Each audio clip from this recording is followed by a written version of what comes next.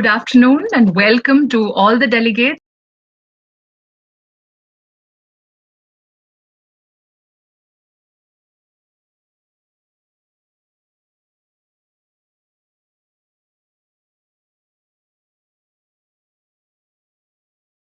in the design of this particular track. We shall begin with a solo talk followed by a panel discussion. And it is my pleasure to welcome Mr. Srinivas Rao, who is Director, Talent and Culture and Head HR of Pullman Novotel. And he will be the one who would lead the rest of the proceedings, please. Over to you, Mr. Rao. Thank you so much.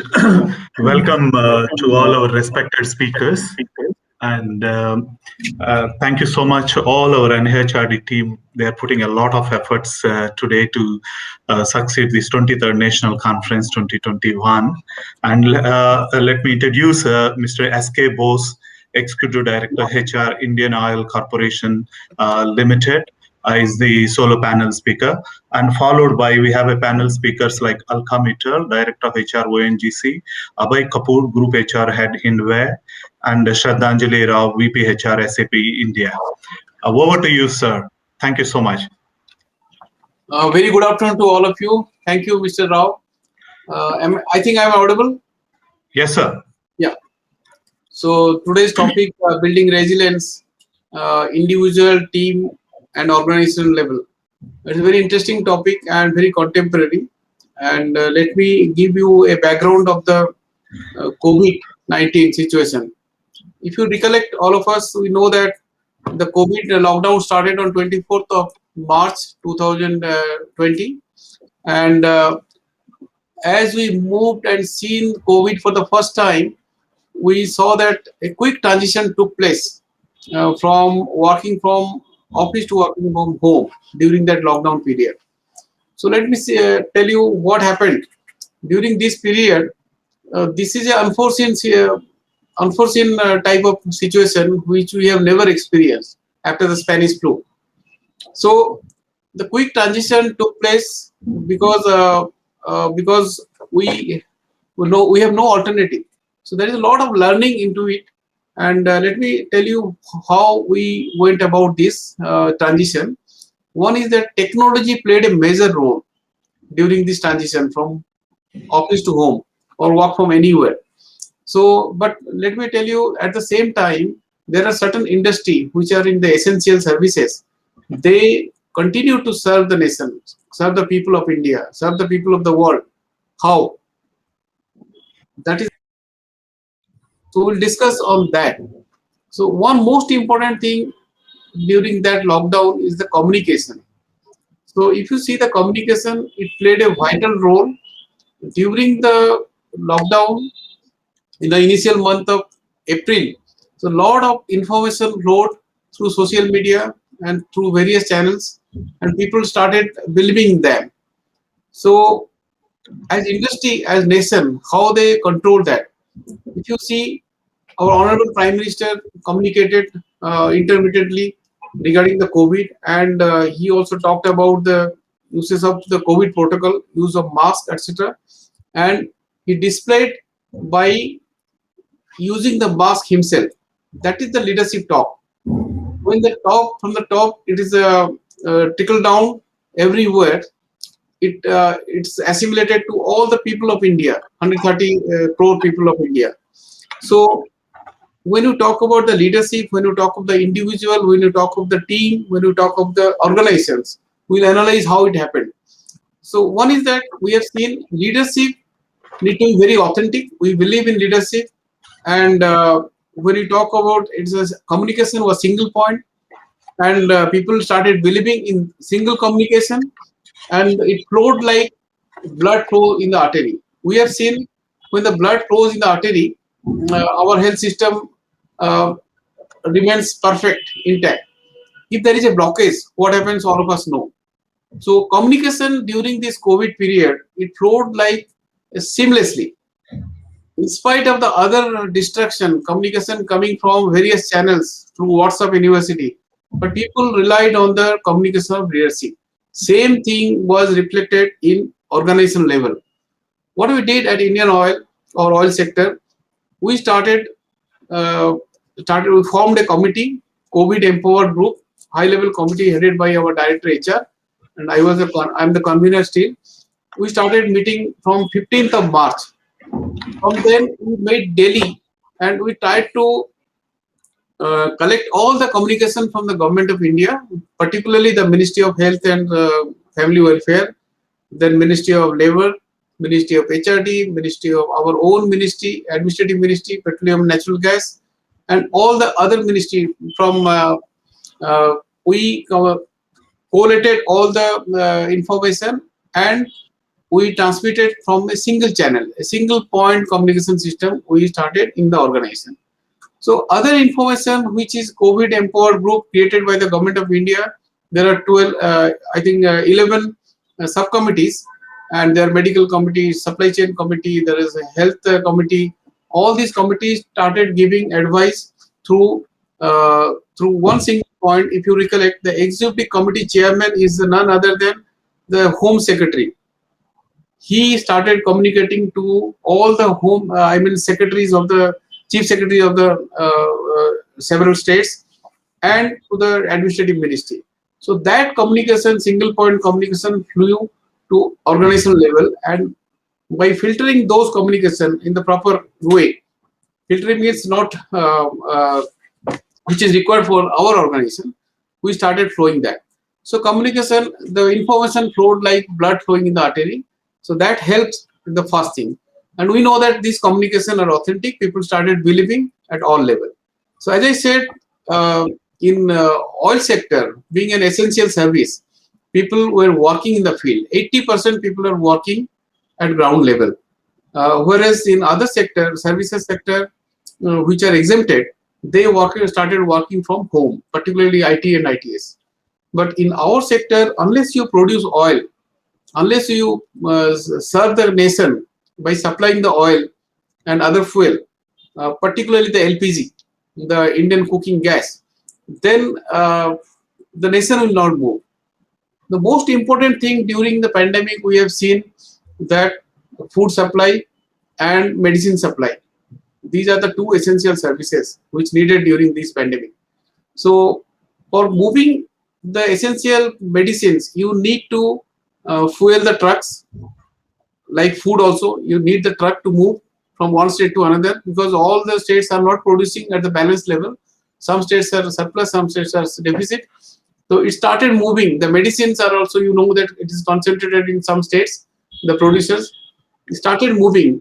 Similarly, the aircrafts carrier, they are also moving the medicines and essential services. To fuel and run this economy, though it was a truncated way that time, the fuel is essential. So all the filling of the aircraft, filling of the petrol pumps where people can fill and run their vehicles and cars and trucks, that was essential. So oil sector started, never stopped working during this pandemic. So learning is that if you see at the individual level, the leadership, they motivated the team by communicating them perfectly, authentically, that the nation needs your services. So that's how when we maintain the supply chain, the trucks started moving, few trains started moving, carrying goods, and they have the essential fuel available with them. Few the transport sector, particularly the aviation sector,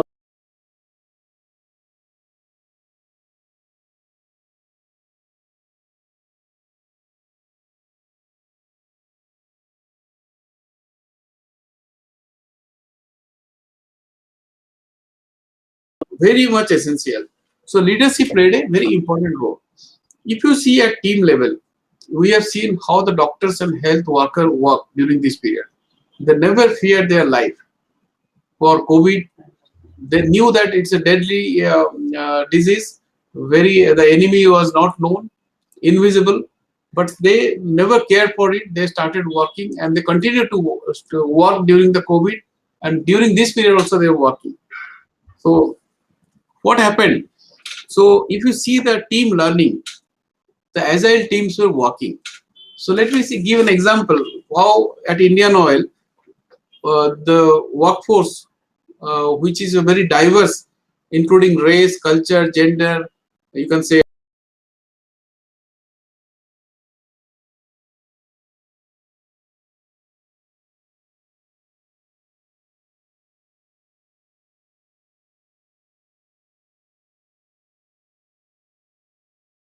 teams are there. How to motivate their aspiration, their expectations are different. So leadership play a very crucial role, and uh, they focused their need how to engage them. So engagement was the key. When you talk about three area, particularly the individual level, group, team level, and organizational level, leadership plays a very vital role, and still it is playing. So what happened during this? We thought to engage our younger generation, particularly millennial and generation Z. We started a learning platform which was available with us, but we just expedited it or accelerated it, and we have around 300 modules available in the web. It was in the cloud, and anytime, anywhere, any place, one can access these learning modules. So during this period, we, as I said, accelerated the modules. We had now 800 modules, and we created more modules and covering 70 functions across the oil sector. And these, during pre-COVID, we have 12,000 participants in that. But sorry, 1,200 participants. But during May, June, we registered around 18,000 employees out of 32,000. So these employees glued to the courses, and they from home or from leisure time or off time, they started doing these courses.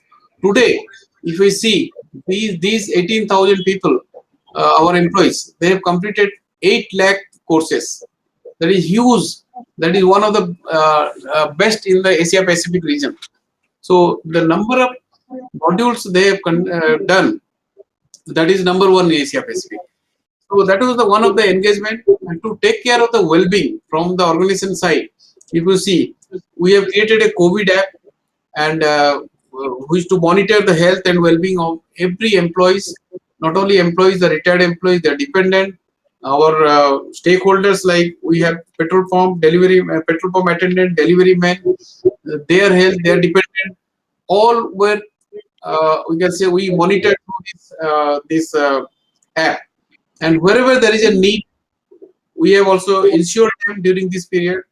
Wherever there is a need, we interfere, and we intervene and provide a necessary help. During the supply chain, you see the group, how the team work. When the trucks, as I said, the supply chain, to maintain the supply chain, when truckers were moving across the national highway or the state highway, they need food. During lockdown, you need food.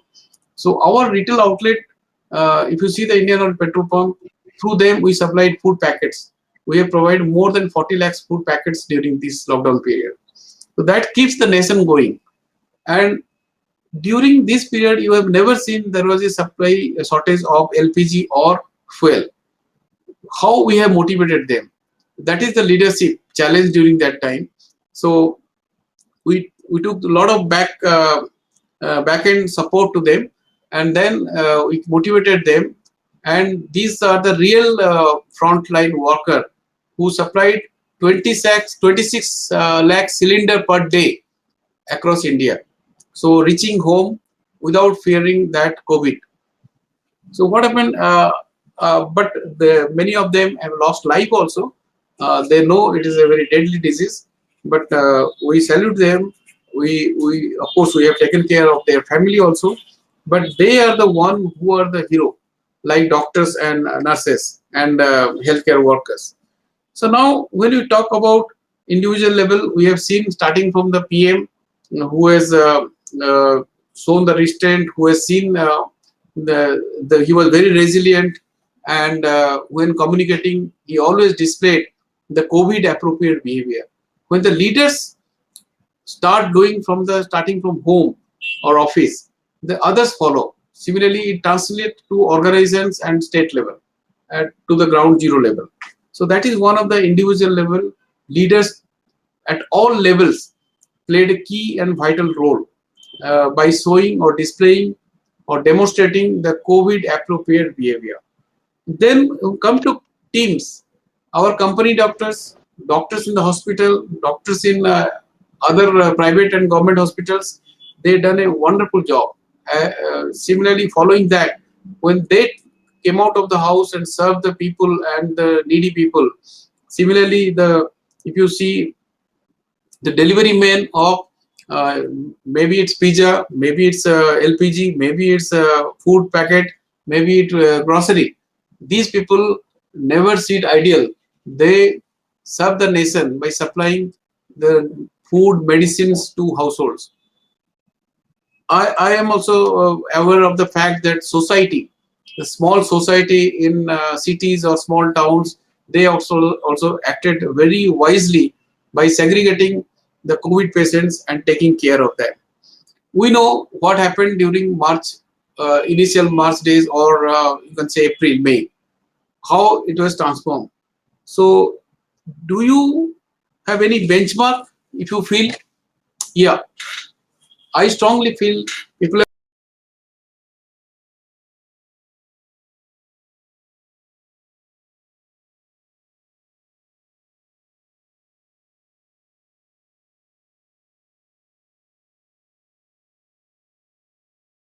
the system.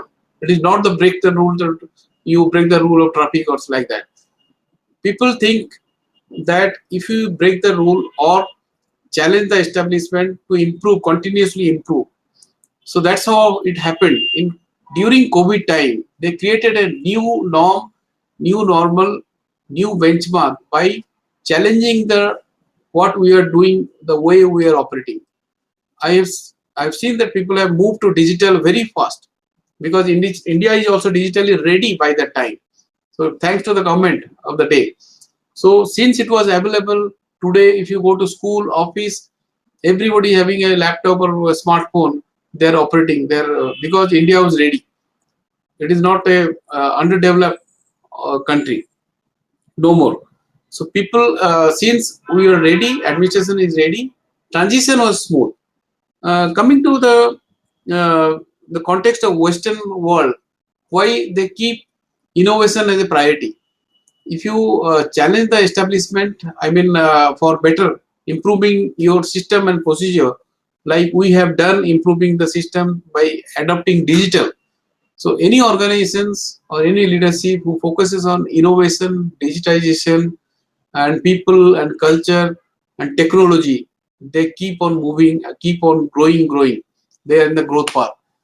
If any organization who fails to identify these continuous growth, continuous innovation, focusing on culture, focusing on people, then focusing on adopting newer technology, they miss the bus. They I don't assure we cannot ensure that this company will grow. But let me tell you, IOCL being a very having a 6 decade of experience, they've adapted the newer technology from time to time on from various from various phases, from decade to decade, and they've focused on the culture and focused on the people always. That's why it is a strong culture, and it's a dedication to the nation first, then the organization, then the people. So that's the mantra here. So that's why if you see, when you talk about the shockwaves in the future, if it comes, how we are prepared. So let me tell you that the benchmark which you have created, not only the organization's oil sector but other sector also. Let me like health sector, like services sector. They every aspects like government, central government, state governments. They have also created the benchmark. They are preparedness for the future. This is one of the enemy. We never know what type of enemy, what type of disease may come in the future, what type of epidemic. So our readiness, if you see in terms of communication, in terms of compassion, in terms of caring, in terms of collaboration, that is visible during this COVID period. It is extremely visible. You see the leaders collaborate with leaders, the organizational CEOs, directors, senior people, they collaborate with other organizations. so that there is a collaborative effort for reaching the products and services across the nooks and corners of the country. The competence, real leadership competence has displayed during this period. Because what happened, if you see during challenging times, if you come out of the house, come out of the home and serve the nation, that is the true display of leadership character. This was visible during this period. Second, the caring and that nation first, that is very important. In terms of benchmark, let me tell you, as I said, oil sector, and there are some companies who make sanitizer, this health worker, the defense services particularly, they have also served the nation very well. Lot of incidents took place, but they stood very to the ground. Then the agriculture area also, the farmers also worked very well by supplying the food, because they are the source of the supply. And then the village, at village level, they knew the social distancing is very, particularly in Panchayat, etc. You see the open area, they do the meeting, the distance is being maintained.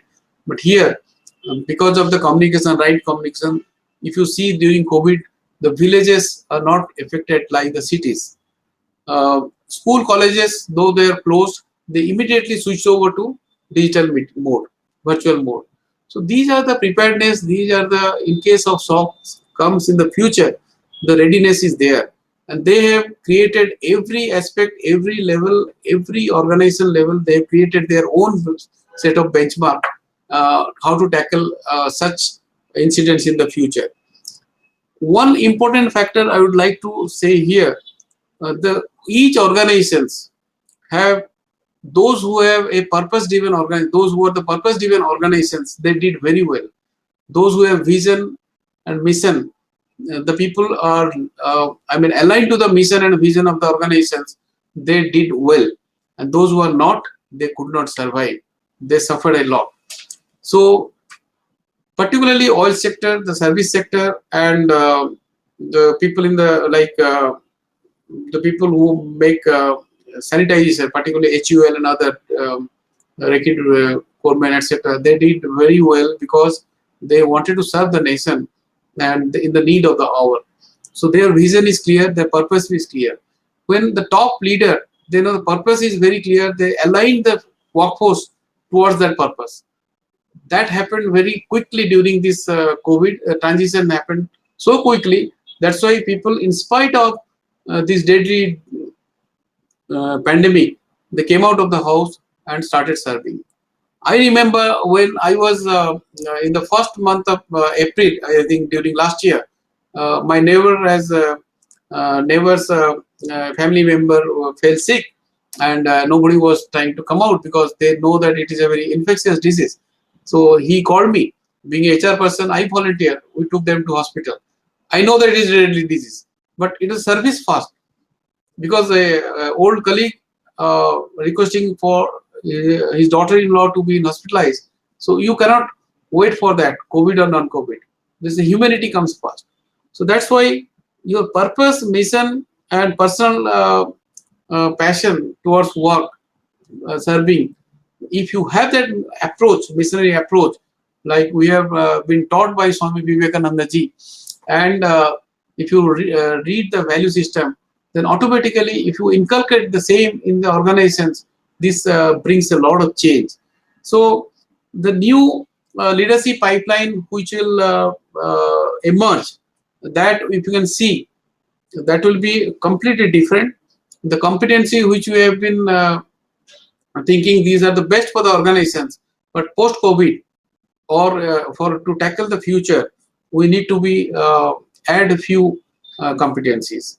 So besides strategic operational competency which is needed, you may have the best of business acumen, you can be the best in profit making, but unless you are digitally digital savvy or adapting digitalization in your organizations or digital in your mindset, or you don't have a compassion or caring attitude or collaborative attitude, you are not going to survive. So these leadership competency need to be added in future.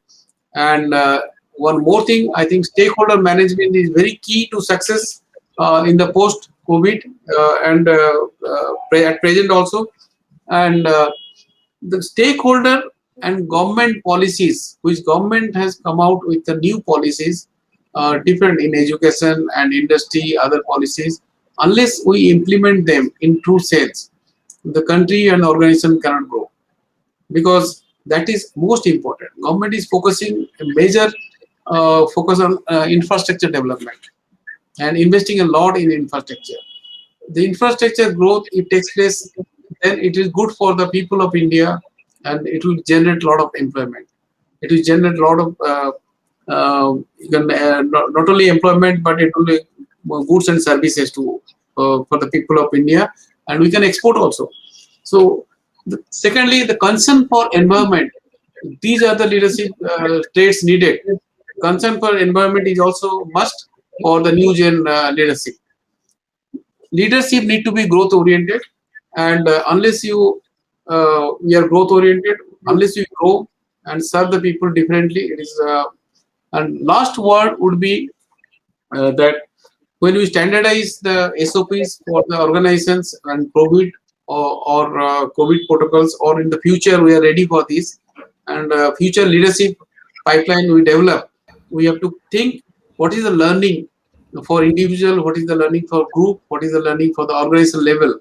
So new gen leadership need to be acquainted with all these competencies. So thank you very much, and my request is that this learning should be propagated across the organizations. Every organization has set a new standard, and these standards should be benchmarked, and everybody should learn from each and every one and implement best suited in their organizations. Thank you. Stay safe and stay healthy. Thank you. Thank you so much, sir. A lot of insights, actually. You mentioned one of the incidents, the neighbor, helping a neighbor. Actually, being an HR, we always work with the people first concept. Second one is how best we can serve to the society. Really appreciated. Thank you. Thank you so much with us. And we have our panel speakers already available. And let me welcome panel speakers, Dr. Alka Mittal, Director of HR ONGC. Welcome, ma'am. And we have Abhay Kapoor, Group HR Head, Hindware. Mr. Abhay, welcome to the panel's discussion. And Ms. Shraddhanjali Rao, VP HR, India, SAP India. And welcome, ma'am. Great to see you. And and we have Ms. Kripa Krishnamurthy, who is going to take it forward as an anchor. And over to you, ma'am. Thank you so much. Thank you so much, Raoji. I must sort of say that, and maybe I should apologize that I'm taking this from the airport, so I'll apologize in advance for any disturbance. But as I was sort of hearing the earlier speaker, Mr. Bose speak, a lot of things resonated. But the most important thing that resonated with me was following Vivekanand and what he had to say on that. I found inspiration as well from the Karma Yogis. So I do want to begin by saying that. The second thing that I really wanted to mention is, while Shraddha, I know it's an honor, Abhay, Dr. Alka, and Shraddha to be able to facilitate this panel on a very important area, which is around agility and resilience. So the first comment that I really want to make is to say that risk is basically something that it can be measured with the odds of certainty.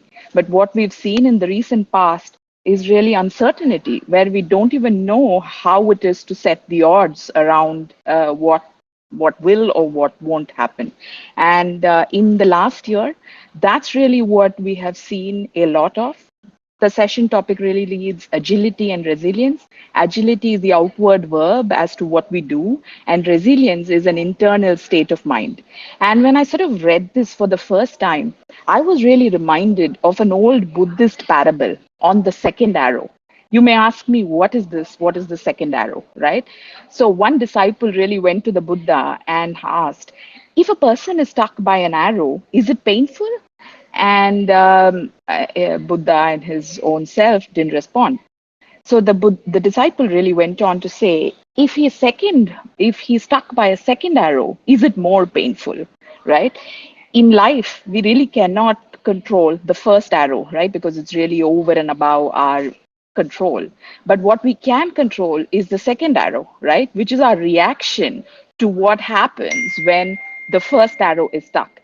And really, in the last year with COVID, we were in that sort of a situation. I mean, honestly, I don't think anybody could have prevented the COVID.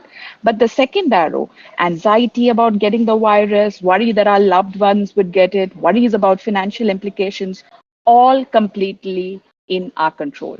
So that's really what we want to talk about today, the reaction between the first and the second arrow, and building resilience to be able to control that reaction. And I honestly believe that we cannot become resilient by accident, right? And certainly the pandemic is not the first uncertain event that we've faced, and most definitely will not become the last. So all three of you as leaders have sort of seen this, and this, as the saying goes, first wear your seatbelts before we sort of help somebody else with the seatbelts, right? So what I want to ask all of you is, how has this year been for you? How have you responded as leaders? How have you coped emotionally at work? Whichever angle you want to take. And maybe I will start with Dr. Alka and go around the table. Thanks, Kripa, for setting the context. And Mr. Bose, too, I was listening to you. Wonderful. All hands-on experience being shared by him as well. So let me just share with you, like at ONGC, when I saw the theme for this session, for this convention, I was feeling it's all about what we have been dealing with over here at ONGC. Life here, as it is requiring the kind of activity we are in, resilience and agility, and using digital to remain above everything else, something which has been always important. Last year, when we moved into the year 2020, I remember in January, I was talking to my colleagues in HR that we have to do a lot. We were planning for 40 days, life will go topsy-turvy. And only word I can use for that particular, for the kind of situation we have been through is perplexing. It was so perplexing for each of us, right at home and at workplace. We did not know what will happen the next hour and the next day. And ONGC, the ENP sector as such, was in grips of that volatility in the oil prices. We were dealing with a business situation where we were doubting whether we will be able to sustain with these kind of prices. They were going negative for us. And while this was happening, the pandemic really took us in its grips. And all our colleagues were facing this double whammy. You know, on one side, we had to keep our operations on, knowing fully well that we'll not be earning much in the process, but being an essential service and being seeing ourselves as nation builders or oil savers or oil soldiers, we knew that the work has to go on. And our people, let me share with you, Kripa and Shraddhanjali ji and Abhay ji, our people are working in deep remote areas. You know, they are working in deep forests, they are working in the offshore, and they're too on a 14 days on-off pattern where there's no way that they can keep coming back to their family. So family will be in any part of the country, but they will be there putting in their best. So that was the time, you know, when we in the board of ONGC were wondering how things will be. And after lockdown, we were not able to go to the office, but we were all connected continuously, the entire board and the senior executives. So we were interacting with our teams who were working in the fields.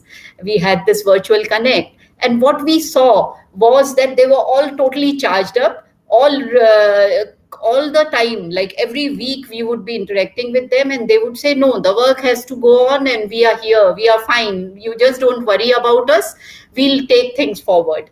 And girls were there, 12 girls working in the field, and they were there for in the offshore field. In the onshore, there were another group of people who were working. So these girls also said that we are cool, ma'am, we are fine, we can take it forward. And they remained like this for 70 days. And the families also sustained, the families were okay in dealing with it. The organization definitely provided all support, not only to our colleagues who were in operational areas, to their families, to the retired ONGians too. And all the while, the message was that this shall also pass. So let us remain strong and firm. And our activities are such that they make us very, very strong. You know, we are on our own most of the time, trying to, means ONGians are on their own, trying to deal with a tough situation. So that held us good. And another thing that came to our advantage was the kind of digital leap we had taken over last 3 years.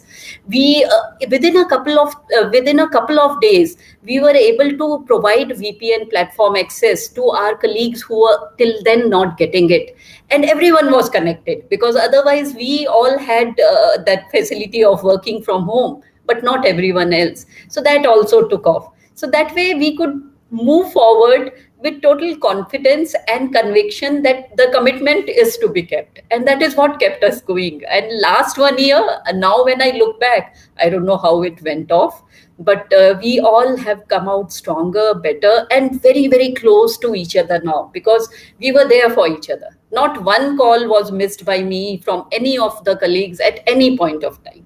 And I am not talking only about myself. Right up to our chairman, even our independent director was so involved. So that is it, Kripaji. I think I will pass it on to Shraddhanjali and Abhayji. There's so much we learn from each other. Thank you so much for giving me this opportunity. Very inspiring, Alkaji, on that one. Shraddha? So I think, Alkaji, and you spoke so much about it. I think the year changed us for better or for worse, and life will never be the same. We learned life lessons on, on health, on family, on work, on resilience, but overall as humanity. And if I have to call out, Kripa, the three behaviors that we saw where people thrived and were 3 R's. I'm always very fond of acronyms. So reach, resolve, and reconstruct. The first one was really going out, and we had to make some of those tough decisions as an organization, but it was never just only with your head, it was with your heart. We had to bring individuals and teams together. Now we have the privilege of being the IT, right? So you can work from a 12 to 14-inch screen. We, of course, had practices that were in place that allowed flexi work and so on and so forth, but we had to reimagine things. It wasn't just the people who tried to find the bandage for where they were today, but the ones who looked out for others. And I want to give you some examples. Compassion and empathy went out to become, how do we say, beacons of light in a dark day. Those were the people who reached out to others and said, we need a better purpose. And I'm so proud. I think the story of ONGC about being for the country first and doing those jobs is something that's inspiring. During the initial lockdown, we ran our office cafeterias and we had 10,000 meals every day for migrant laborers. This was a decision that was taken in 15 flat minutes between the leadership. And it was really important because when our employees heard about it, they were like, we have smaller problems, right? There are bigger issues out there and we will get to it together. Having a common purpose and reaching out very openly, transparently, truly helped us navigate that. The second was around resolving things more holistically. It was about saying, okay, this is going to be a new normal. How do I change? Now, let me give you an example. For people who live in metros, we spent enough time traveling, right? So everybody who was working from home said, I'm more productive because I'm saving time. But they were not necessarily using that time for their betterment.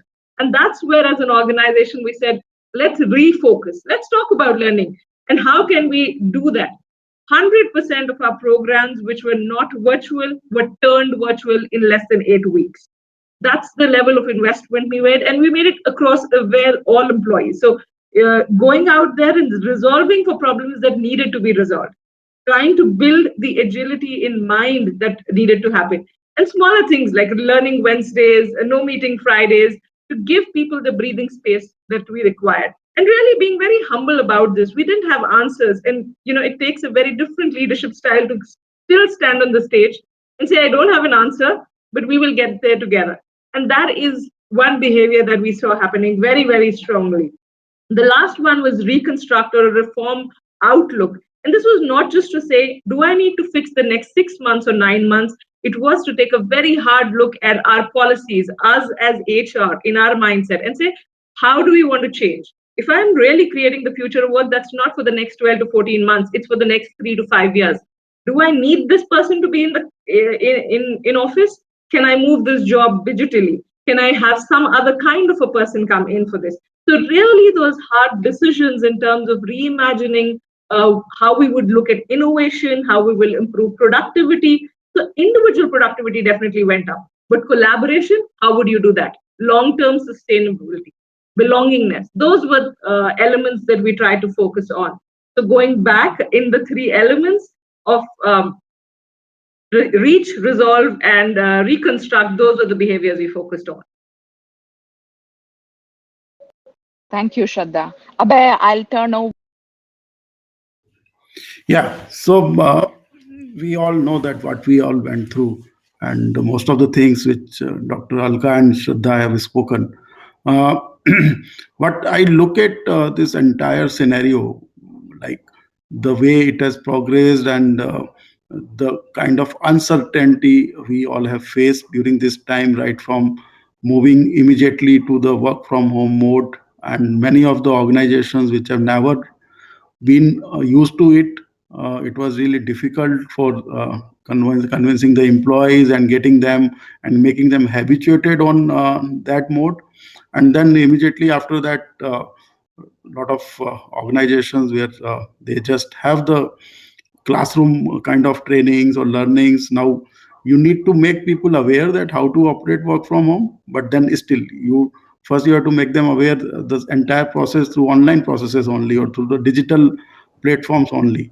So how to use the digital platforms, how to equip them, and a lot of technological hitches, lot of IT issues. So I really see that the time which we have went through in terms of coping up with the new normal in terms of COVID challenges, and also looking at the kind of perspective which employees themselves have turned around them to be productive in a much faster pace as we estimated. I think that was a very new learning from the resilience point of view. And people have really had a lot of hope and belief in the self, which has really helped. Even though a lot of losses were predicted, lot of business closures happened. The biggest challenge was, especially for the manufacturing sector, was the movement of the laborers to their villages and then bringing them back. I think it took almost 3 to 6 months for most of the manufacturing organizations to come back to their original level of the productivity because of the labor crisis. And then working on the bringing back the operations back to the normal. A lot of issues in the component supplies, a lot of issues, and a lot of the small businesses which were not able to sustain during that time. And then a lot of organizations have faced those component issues which were basically being made by the very, very small level manufacturers and being supplied to the vendors, which becomes part of your main product in the big organization. So looking at all those things from right from digital transformation to having a very challenging environment in terms of meeting the uncertainty, meeting the unforeseen circumstances, having coped up with the ability to believe in themselves, and then dealing with those challenges. I think these are the key learnings which are going to remain with us for lifelong and with our people, and will definitely make us ready for any such crisis in the future.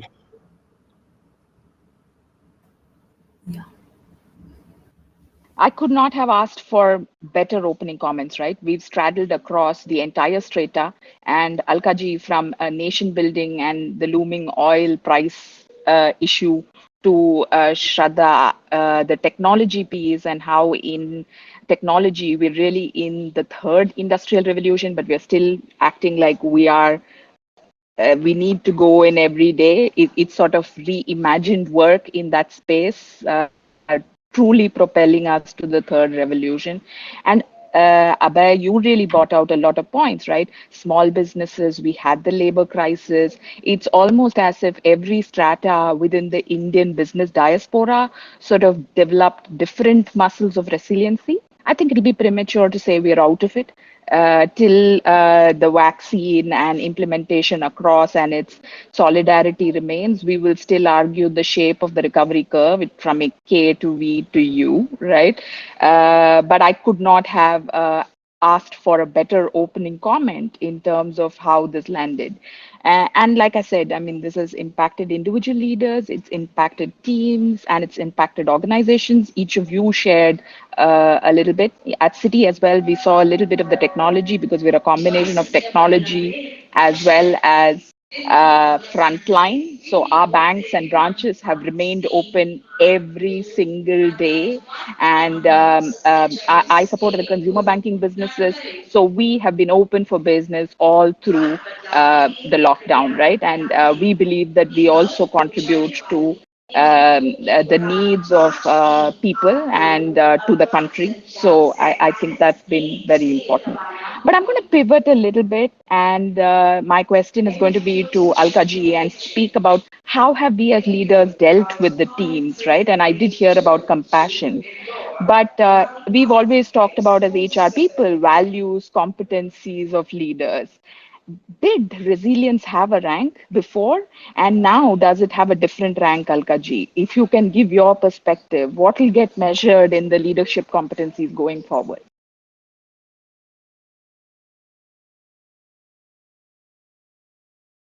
Thanks, Kripaji. I think this is one area where one can just keep talking on resilience. Definitely, as I shared with you, that is one quality which has to be there in an ONGtion. That is a prerequisite, I would say, because resilience and perseverance is something which makes oil business a successful one, I would say.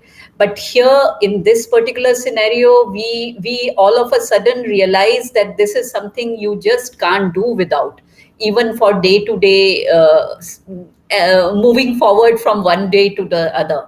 And this is what the team, earlier we used to keep telling them and keep trying to preach to them that, okay, they have to be resilient, they don't have to give up, the attitude should be never give up, all those things, and always look forward, try to do things, try to make things happen. That is what we would be telling them. But here, all of a sudden, they realize that they are the ones who have to make it happen, and they are the ones who are shouldering the responsibility. All of a sudden, they became leaders. A person who's working after working just for 5-6 years realizes he or she is the one who's going to keep the operations on. And we were just there to cheer, to provide all support to them. Our doctors were there to take care of them. But they were the ones who were the frontline workers for us. And they took on the responsibility with total commitment. And they convinced themselves as well as us that they are made of they are made to be resilient. They are made to be taking things forward. And they also understood at the same time, when we were talking about agility, that any decision, if it is to be taken, they are the ones who have to take it. And they are the ones who have to own it. So immediately I saw the response time picked up. I saw things started moving faster, and with total determination, our people were working. So the trick here was that we had to empower our people who were there in the fields, and just had to provide them all confidence that we are with them. Whatever they decide, whatever they do, we are with them. Our team of doctors, we have 128 doctors to support all these 28,000 plus people who are there in office as well as in fields. So they were constantly in touch, ensuring that those who have stayed beyond their required period, their basic medicines are available with them, because quite a few people have those underlying conditions.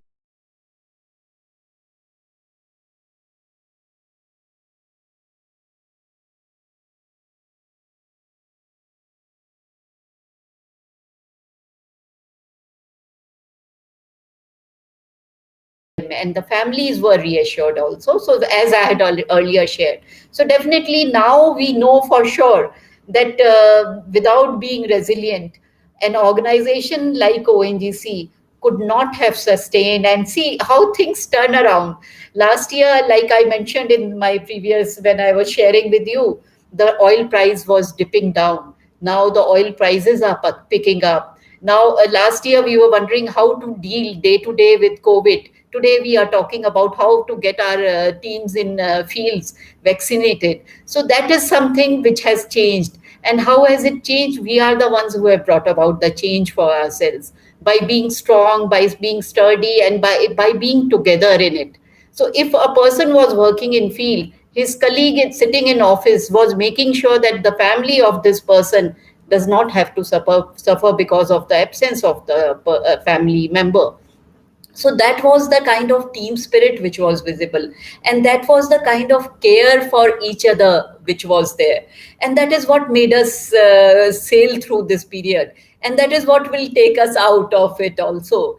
And the mask is definitely here with us.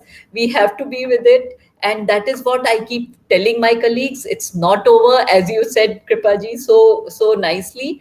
We have to be cautious, we have to be careful, and even after the vaccine we have to carry on like this.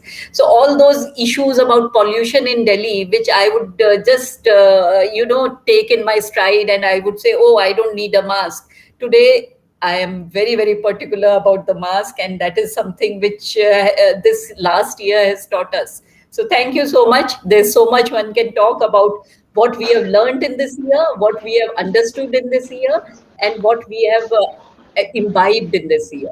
And it's not about me, it's about each and every one of us who's here with us. Thank you. I could not have said it better, Alkaji. Basically, you're saying we always had these competencies on the board, but they were never really imbibed, right? And the last year truly sort of brought this action alive. So I could not have said it better. Shraddha, I'll pivot to you a little bit. And while Dr. Alkaji suggested a few of this, our stakeholders have been everywhere, right? We've had employees, customers, communities, and the ecosystem. And last year has had us do a variety of initiatives. Can you share a few where you took some initiatives where we kept the best interests of all of these constituents? Absolutely. Like Alkaji said, right? How we bounce back from the crisis of today will determine our success for the future. So it's absolutely integral that resilience now becomes a core value for any organization. We'll have to start thinking from this dimension, and not just in business, but also in HR, in everything that we do. Let me give you two specific examples. The first one was when the crisis hit us, and we took a proactive step. We were already work from home 2 weeks prior to the official lockdown. They had asked people to come, take their stuff from office, etc., and so on and so forth. But within 48 hours, we created something called SAP In It Together. It was one single platform which had all the information on emergency, on health, on what is the protocol to be done, how do we stay connected, what happens if you're stuck in any part of the globe. Can you imagine the effort that it took, and the teams that really came together? It was a bit of a firefighting and a war room kind of a situation. But we knew. I mean, there were people in my team who were working on it continuously for 48 hours to get it up and running. We had people stuck in different parts of the world with families. We had to fly people in. All of that, a lot of that had happened. And that is where we did not draw the line. So there are always things that we say, this is outside our scope. There were people in vacation in Bahamas that we had to fly out. And of course, the family went there with no expectation of COVID. But that's not where we drew that. We said, you are our employees. You were our employees yesterday. You will be today, and your family is as important to us as it is to you. So there were instances that we put structural things in place. Like a platform for people to connect, to say there was even an interaction on how mental health was affecting people, and that's something we created a platform for people to talk. Let me give you another example from an HR and a people dimension. We very, very quickly looked at elevating experiences. Of course, like a lot of companies, we redesigned how new hiring will happen. We did not pause, we did not revoke a single offer we made. So we created an online onboarding app really, really quickly, seamless guides, all of that stuff. Two things that are very close to my heart. We did something called family care leave, and I must admit in Canada that this was done before COVID. It was effective 1st of March, but this was to say that at SAP, we believe your family is our family. So we'll give you 5 additional days to take care of anything that happens. And this family definition could include, pets, grandparents, however you define your partners. And you will not believe that's obviously one of the most highest used leaves that happened last year. But that's something that, as an employee base, knew that we cared for them. We went out and created this year, our mental health is included in our sick leaves. So it's very easy to tell your boss saying you have a cold or a cough and you need a day off. It is very tough to still say that you're not fine mentally and you need a day off. And this is a social taboo in India, and we are going out there and saying, no, we want to have those conversations. So we've done that. We've also done, and I'm really happy about it, the domestic violence topic was something that had an ugly face for us during COVID, during the lockdown times.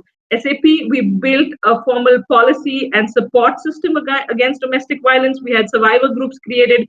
We had financial, we had legal consultation available for people in this nature. That is where we kind of said, Kripa, that, there's an organizational boundary of what we expected to deliver. We said, this is not the time for that. We've always said said that you're at the heart. We will today show you that you are at the heart of SAP. And that's a few instances of where we said we went out of the way of going out of the way for our people. Thank you so much, Shraddha, for sharing that, especially the point on domestic violence. These are all ecosystems, and as organizations, we've sort of drawn boundaries. I think last year was indeed a case of breaking those boundaries. I'm going to pivot a little bit and say that, look, it was a crisis. And Abhay, this question is for you. Really, how did you use this crisis and turn it to be an opportunity to emerge stronger on the other side? And I would go far enough to say, would you like to share some examples of teams or leaders who have really done it well in the circles that you have seen?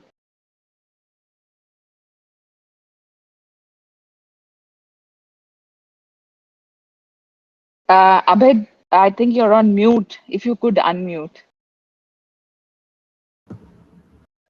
Yeah, sorry, I was on mute. Okay.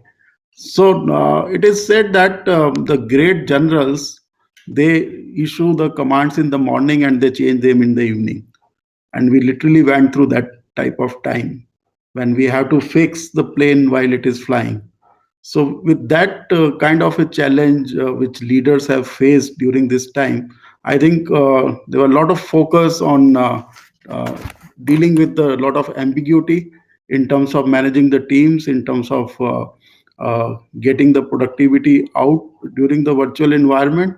And the couple of tips which I would like to bring in the platform, like the kind of things which we have used in dealing with this situation, like bringing the team together as early as possible on one platform, and then clarifying the task and process, not just the goals and roles, but also a lot of focus on the tasks and priorities, and a lot of focus on bringing in the virtual teams in the coordination of inherently facing the challenges which everybody was facing.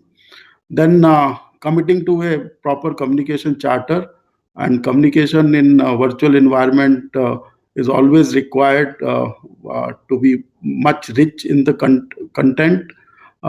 As face-to-face interaction, you still have a lot of observations in terms of whether communication is being perceived rightly or not. But in the virtual environment, there was a lot of focus on ensuring the quality and consistency of the communication. The other thing which worked very well is the leveraging the best communication technologies. So technology also played a very important role in this, that how fast we can use the best of the best available technologies in reaching out to the team. Then building a rhythm between the teams, ensuring that all the teams are working together. And that was the core job of the leader, to stay connected with the teams. Although there were a lot of issues in terms of uh, people saying that there's a work-life balance now, work hours are getting stressed, there's no defined work hours and all. But there was another liberty in terms of having the timings as per the choice of the team, and they can work out the better timings as per their convenience. Then agreeing on uh, uh, the kind of language and kind of communication platforms we need to use.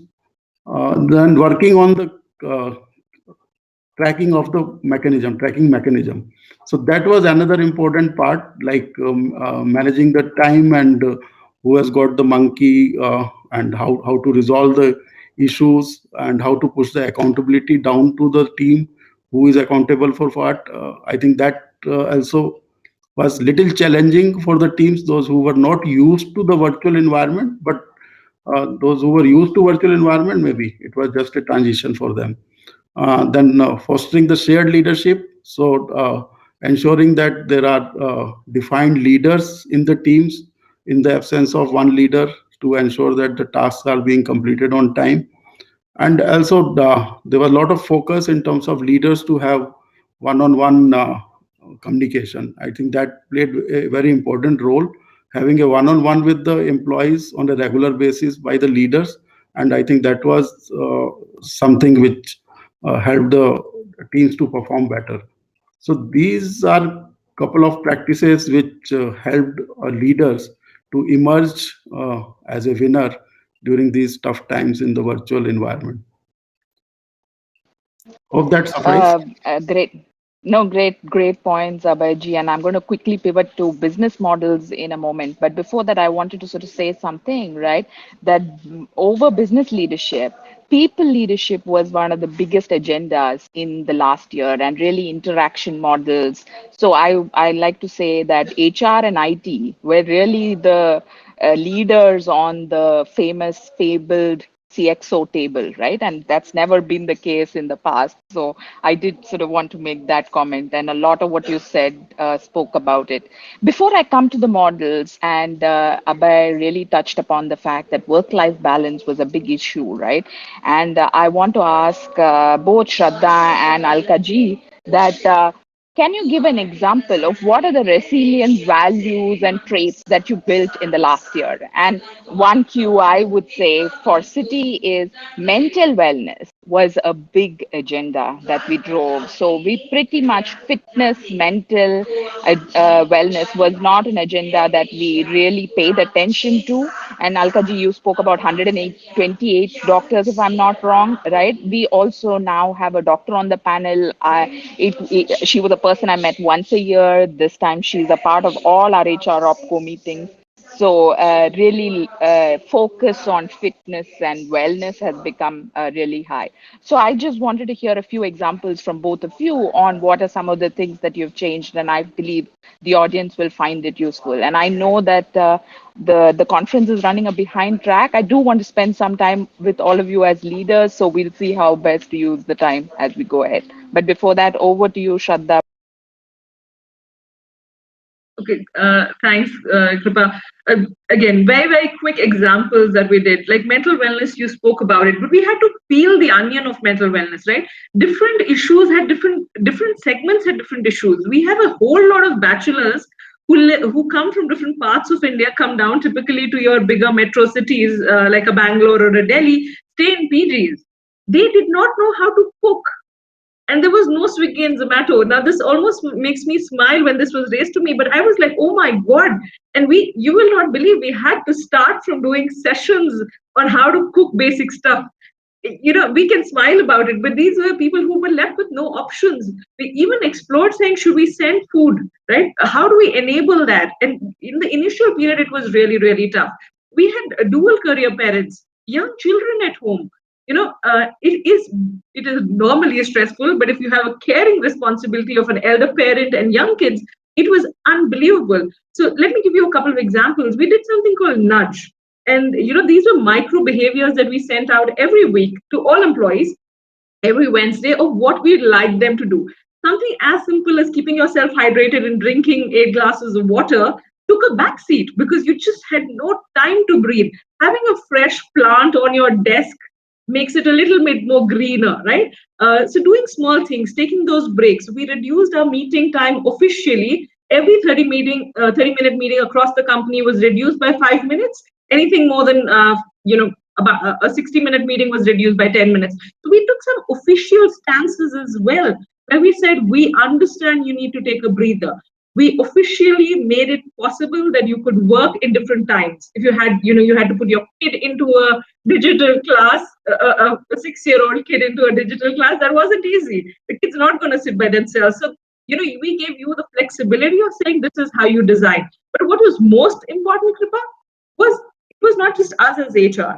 It was the first line managers. And I think if there is something that this pandemic did, it changed the baseline for leadership expectation.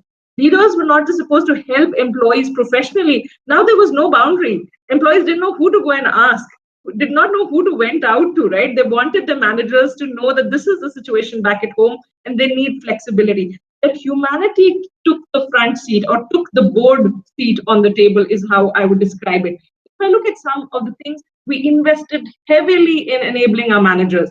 It's not easy to teach a manager how to be empathetic.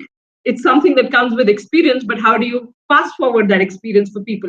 How do you understand it is very difficult for somebody who's very used to an office setup to go into and have no social system?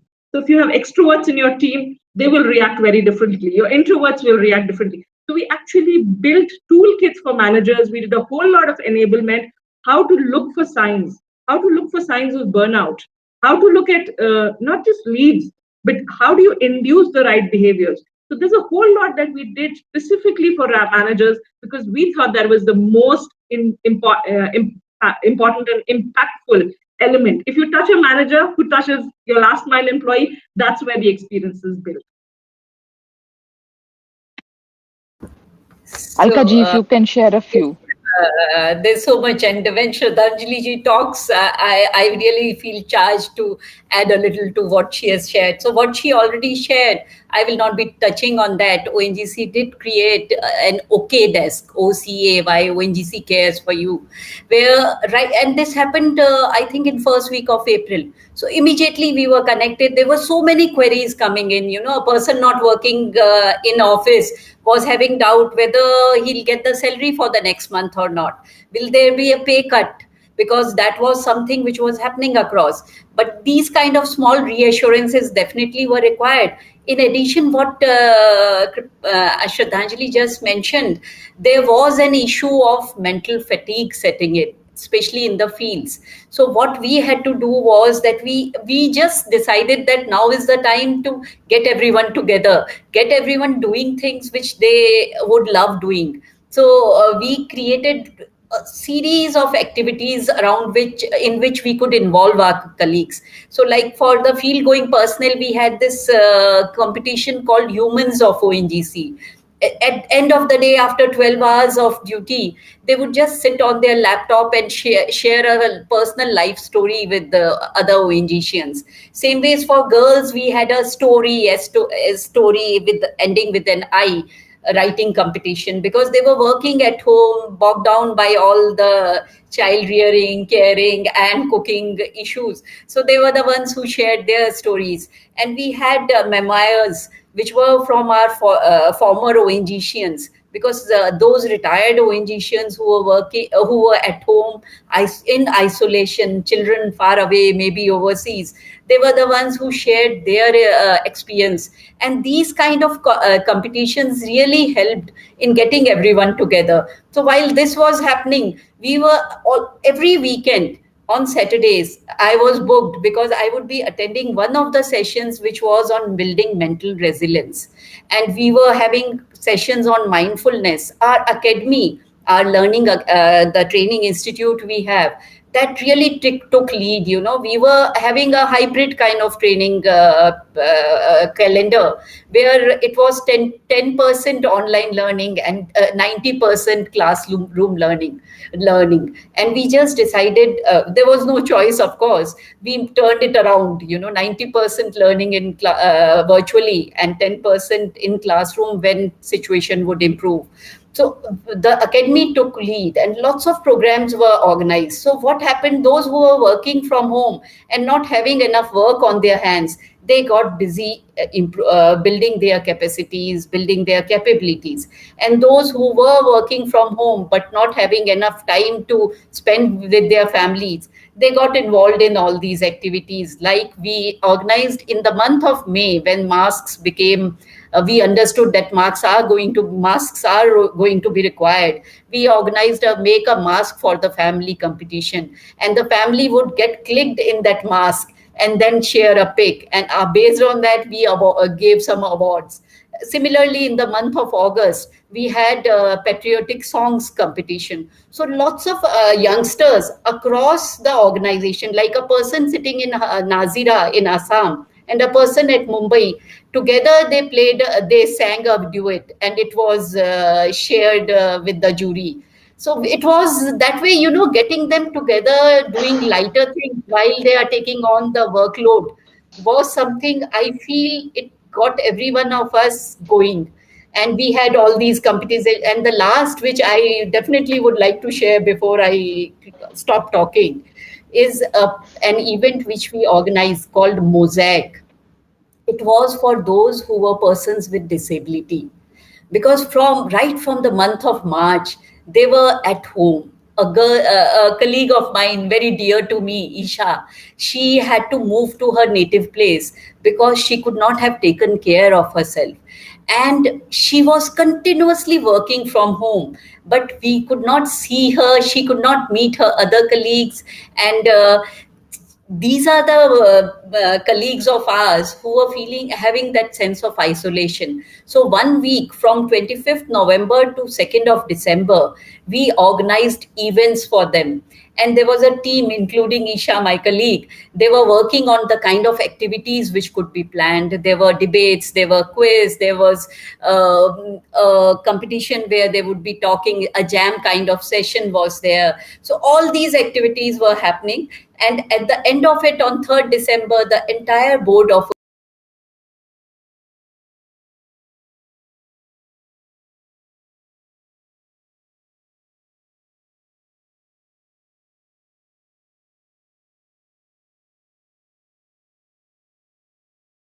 loud and clear to the 417 of our colleagues who were there with us. And that is something which, it gives you inner strength when you do things like this. And that is what I saw happening in our locations.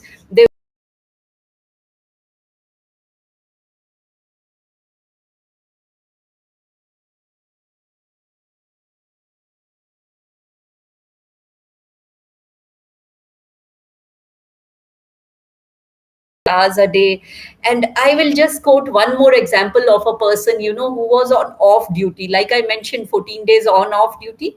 So he was stuck in Himachal Pradesh during the lockdown. So he could not have traveled to Rajamundry, which was his workplace.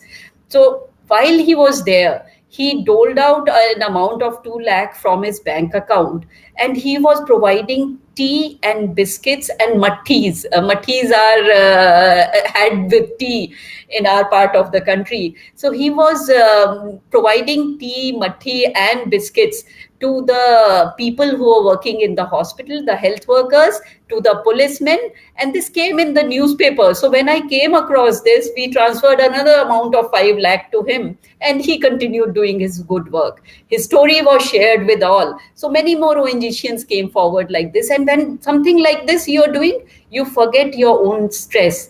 And I don't think anything can be better as a stress reliever than doing something for others. Making a person smile brings a smile to your heart on its own. And that is what we could achieve during this period.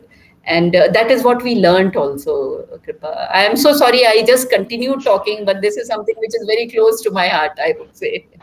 Thank you. No, I do think that the pandemic impacted different people very differently.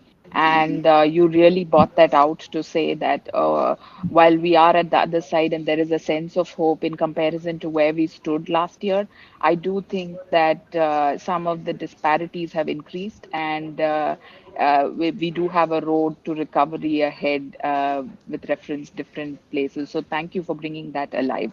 I do have a few questions, but before I go there, I'm going to ask Abhay, right? There are a lot of evolving models. What are you thinking of in terms of the future and the evolving business models? Is there something that you are preparing in order to adapt to that evolving future model? I think there cannot be a better question than this. Uh, the biggest learning or biggest change which I see in the shift of the mindset of the people, and that shift is across the board. Okay, so right from the board to the lowest level of the employee, there's a tremendous shift in the way we used to look at the and we used to approach each issue in the organization, and it involves several changes that have important implications on the path to recovery and the way we are going to build the future of the organization. There's so maybe I can categorize. So the situation shift, like from unpredictability and frenetic activity of the early response period to a more settled and more thorough, still uncomfortable, but sense of uncertainty and the sense of urgency kind of a situation, dealing with that in terms of ambiguity and in terms of readiness. I think that is one of the biggest shift which has happened in the mindset of the people, that they are adaptable to take any situation for the future. The second shift which I see is the focus of the leadership, that expands from a very inward focus on employees' safety and well-being and operational continuity to now changing and embracing the return to a more market-facing posture, wherein leaders, they are envisaging the destination in terms of desired stakeholders' expectation, the outcomes of their suppliers and key stakeholders, and not just as an internal process. So it has externalized a lot, and the focus of leadership has expanded uh, beyond the internal processes. The third thing which I see in the mindset shift is the management goals. These management goals have shifted from managing the crisis and keeping the organization functioning, from the managing the transition back to the restored future, managing the transition, how to come back faster in the natural mode, and also requiring and also investing in the upgrading the skill set and the requiring different skill sets which are required to respond back to any such situation in a faster mode. The fourth thing which I see is the planning. The planning, like it is shifting from the short-term contingency planning to the mid and long-term economic and scenario-based planning to understand the related impact on our operations, our employees, our financing, and so forth. And it is critical model of the alignment of our resources and adjusting them to the requirement of the future. I think that is a big shift in the way we used to plan. And then the last but not the least is the shift in the attitude of the leadership, which is like primarily from the reactivating mode to the anticipating how to reinvent the organization. Leaders need to seize the opportunity to energize their teams by imagining a successful future, keep them motivating, keep them challenging, and embracing a trust on the team and acting as a catalyst to get there and making them ready to see any kind of a unforeseen situation in the future. I think these are the five different shifts which has happened, and the biggest learnings from this COVID which we have went through. As we are still yet to recover, but I see that changes are already visible in most of the corporates and boards. So There is one question. No, thank you, Abhay. And maybe I will move to hand to Shraddha to speak about some of the specific initiatives, maybe which have happened at SAP to help in the 5 areas that you spoke of. Uh, Thank you, Kripa. I think a lot has been covered by Alka and Abhay. So I'll touch upon one outlook that we had. We have to, if you're looking at where do we take it from here, right? I think Abhay covered very beautifully the leadership changes, the mindset changes, what's required at the employee level. I think as we have an opportunity to redesign how our organizations will exist. What is the impact that they will create? And it doesn't have to be linear. It has a possibility of being exponential, because in some sense our whiteboards have got cleaned a little bit and we need to redraw things.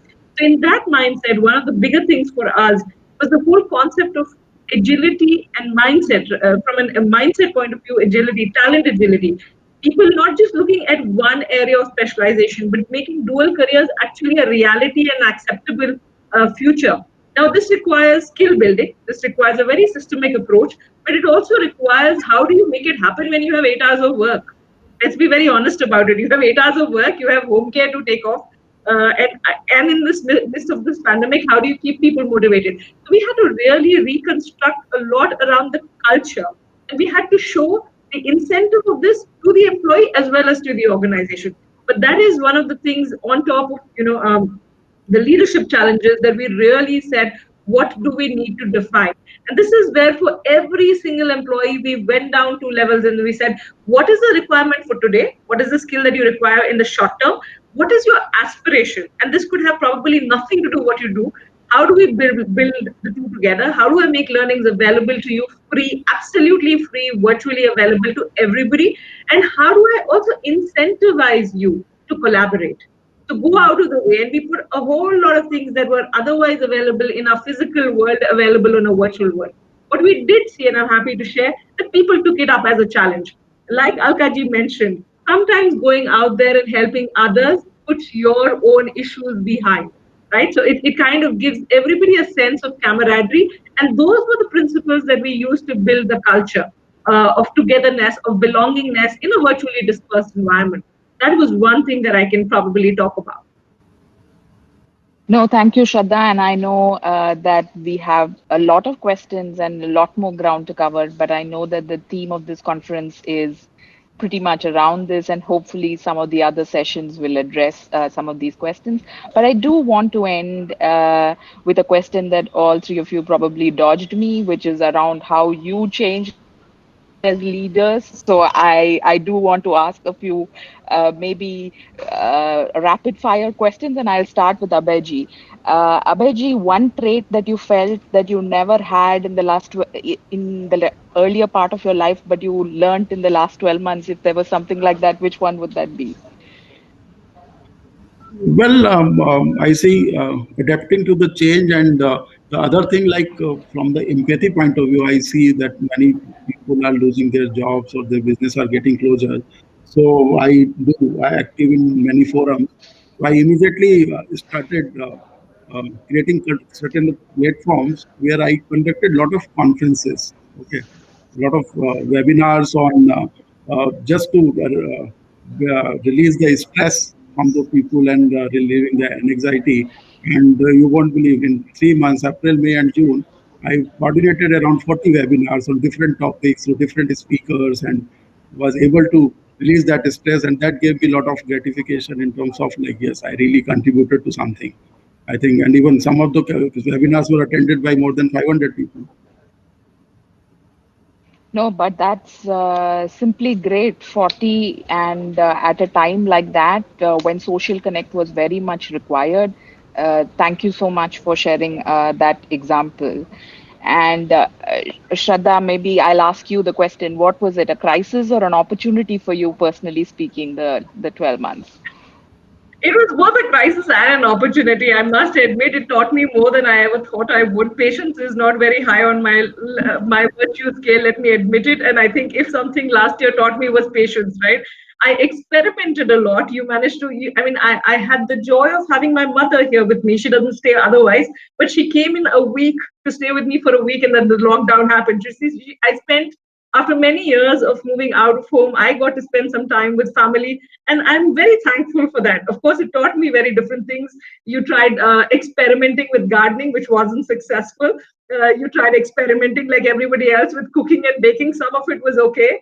But I also had the opportunity to take time out to introspect. And in this last 1 year, one thing I will cherish is I co-authored with Brigu Joshi a book on diversity and inclusion, a topic which was very close to my heart. So that was something as an opportunity that I saw the silver lining, Kripa. Thank you for sharing that. Alkaji, one thing that you never Yes. found the time for before that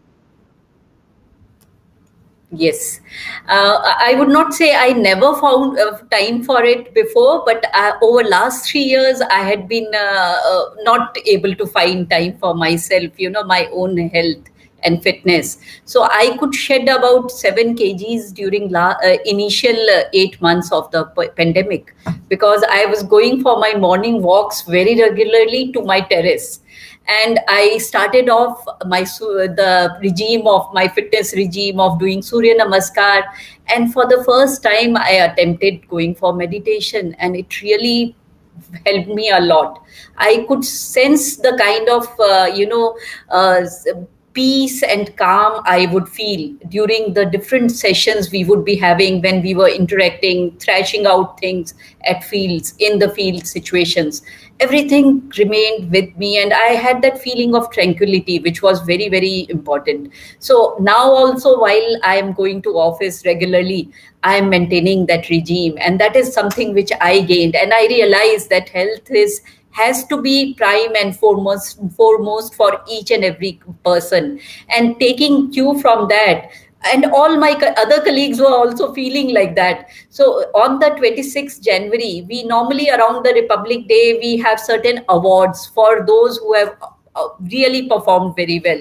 So this year, as an organization, we decided that each ONGCian should get a particular amount, a good amount, for focusing or buying something for themselves relating to their health and fitness. So whether they go for a trek suit and a trek trouser and suit and a pair of shoes, anything, they could do that. And that is something, not identifying a handful of people for getting this award. This was an award for each ONGCian, whether he was a staff member, he was working as an office boy, or a girl who was working in field or working in a lab. So that is something which was understood by all of us. Health comes first. And once each and every individual is healthy, the organization as a whole will be healthy, and we will be able to conduct our business well, and especially when they are working in tough situations. So that is one thing which we all understood. And we stood by our people we are going to stand by them in maintaining their fitness levels. That is something which I feel was what I learned during the last 1 year, and tried passing on the message to my other colleagues as well. Thank you. Thank you so much to all of the speakers, and I'm going to hand to Raoji to wrap up. But really, we've covered a lot of ground, from organizational initiatives to great team leaders, and also what individually each of us have done as leaders. So with that, I'll hand. Thank you so much, Kripaji. On behalf of National HRD Network Delhi chapter and the NCR chapter, and my sincere thanks to you all actually spending a lot of time and your time and sharing your views to all our delegates. And special thanks to Mr. S.K. Bose-ji and Dr. Alka-ji and Ms. Shraddhanjali-ji and Mr. Abhay Kapoor-ji and Kripaji. Thank you so much for your time. Really appreciate it. Thank you. Thank you once again. Thank you so much. Thank you, Kripa. Thanks. Thank you very much. I see you all. Thank you. Thank you all. Bye-bye.